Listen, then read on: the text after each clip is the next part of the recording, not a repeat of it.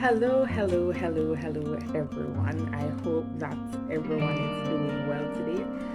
So, this weekend, I decided to take some time off from WhatsApp. I deleted my WhatsApp app, or I uninstalled it rather.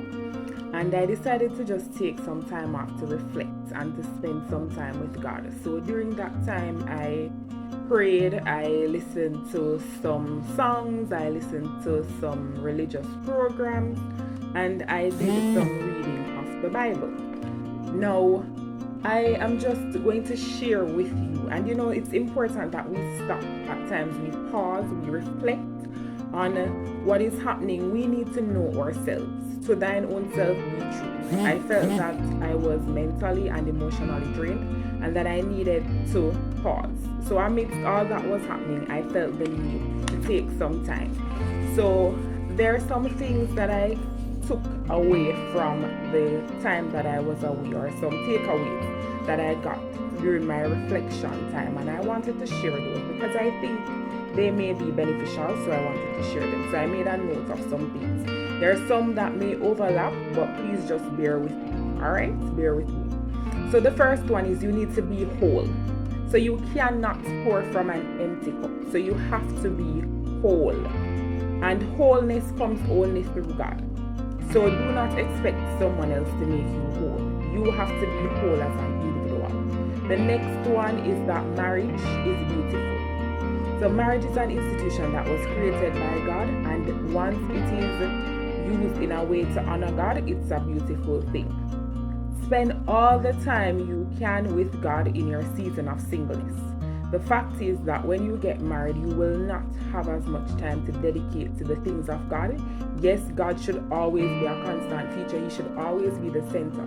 But you are going to have less time, especially if you start building a family. So enjoy the season of singleness. Do not rush the process. Enjoy the freedom that you now have. Don't get me wrong, I'm not saying that marriage is a prison.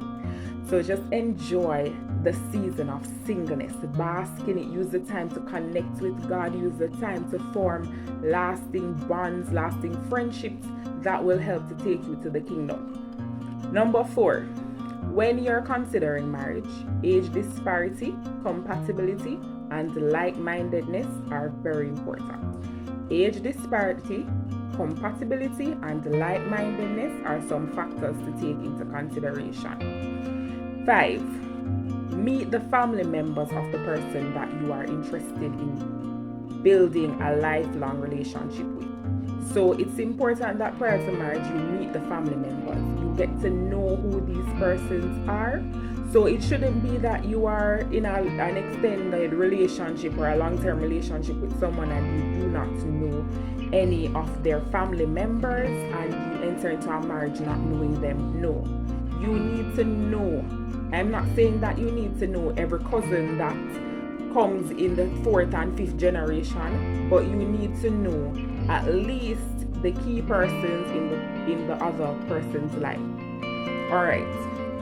Who you are now or who you are prior to your marriage is the same personality or the same person that you're going to take into the marriage. So marriage is not going to change who the person is. So if you're not comfortable with who the person is now, do not marry them and think they're going to change. Sometimes things actually get worse. So don't say, oh, him will change, she will change.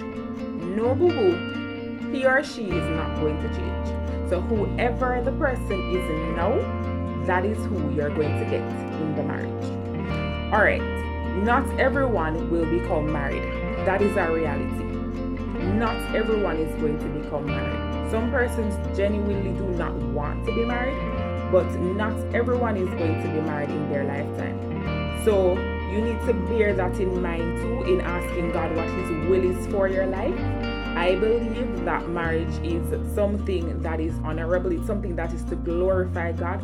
But we have to face the reality of it that not everyone is going to be married. So if you desire marriage and you don't end up becoming married in your lifetime, do not get discouraged. Continue to do the work of God. Continue to form meaningful friendships and continue to enjoy the season that you are in. Alright? Number 9. Nothing God has for you will have to be forced. Nothing that God has for you, let me say that again, will have to be forced. So if God has something for you, it will not have to be forced. Yes, there may be challenges along the way with certain things. Life isn't smooth. But if something isn't not naturally occurring and you have to be forcing something, then that probably isn't what God has for you. God is very clear. God is not a God of confusion. He is very clear. Be sure that your motives and intentions are pure.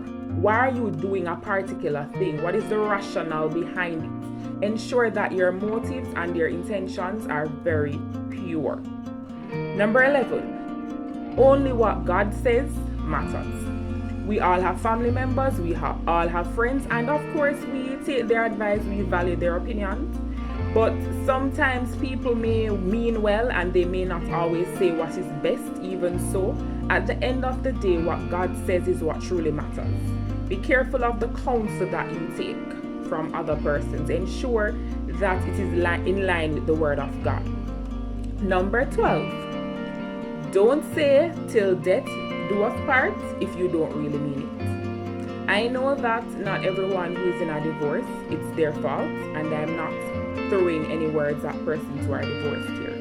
But I believe that sometimes persons go into marriage with the wrong intention, not based on what God has ordained or what God has stipulated, whether for financial gain or whatever it is.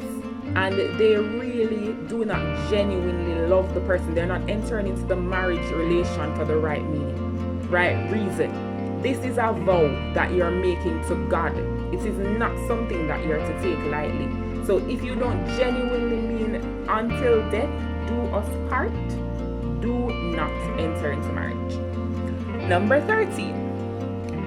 Alright, just be you. That's exactly what it means. Don't pretend to be somebody you're not. Be transparent and do not pretend to be someone just so someone may have an interest in you or like you. No. Anything that is in pretense will eventually come to light. Just be the authentic version of yourself. Number 14, fear keeps us from stepping out. Faith without works is dead.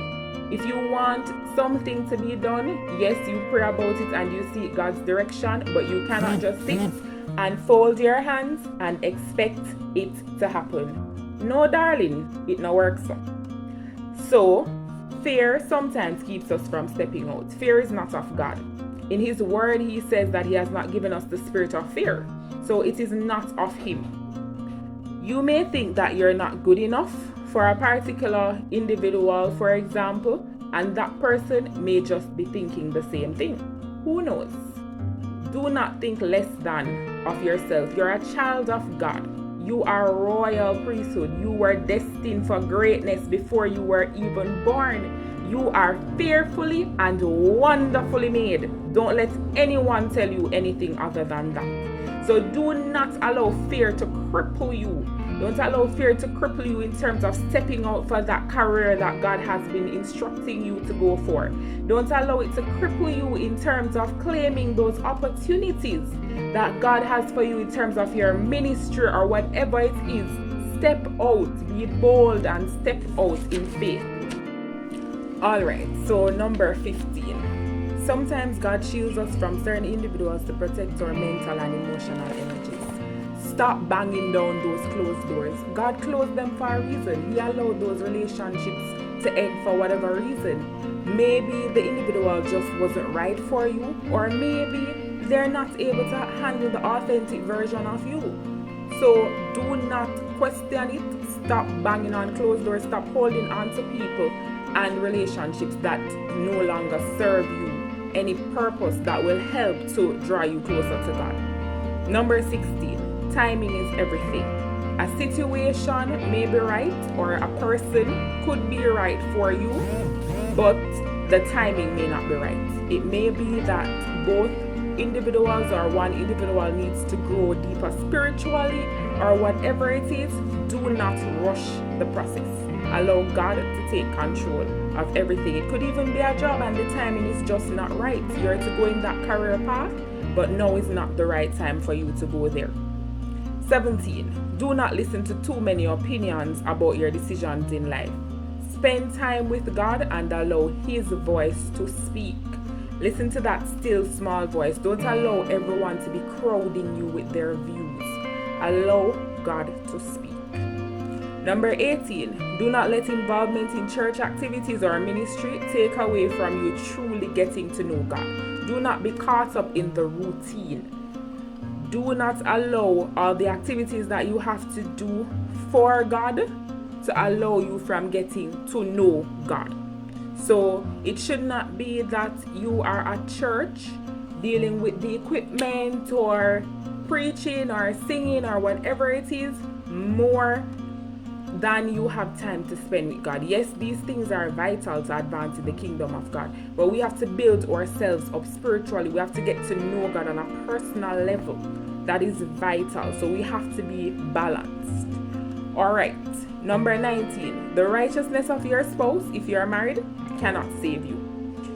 We have to all stand before God. So you have to build that relationship with God. Personal devotion is vital. Vital. Get up early in the morning, have your personal devotion before you have your combined devotion. Utilize time throughout the day that you spend getting to know God on a personal level. The righteousness of someone else will not save you. So that is very important. Number 20. Diet is much more than what we eat. So everything that we allow into our space is our diet. What are the things you're listening to? What are the things you're watching? Who are the people that you are interacting with on a daily basis? All of these things have implications on your diet.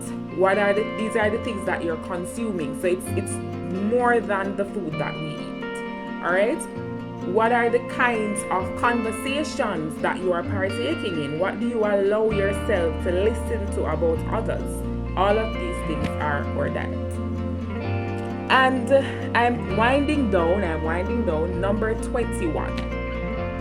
Healing begins in the mind. If your mind is not at ease, it will affect everything else.